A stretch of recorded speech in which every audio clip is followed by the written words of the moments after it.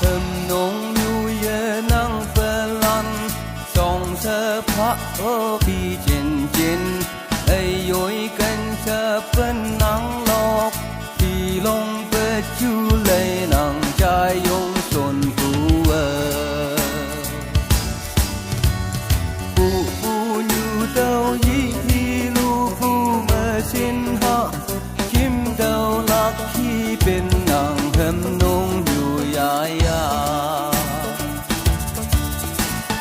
hà môi lom khô quay bư như nhiệt tàu mình nắng ơi ya say sum lan cần chờ bây sinh hạ phang lâm chừng mừng ngồi như yong bên nhà mây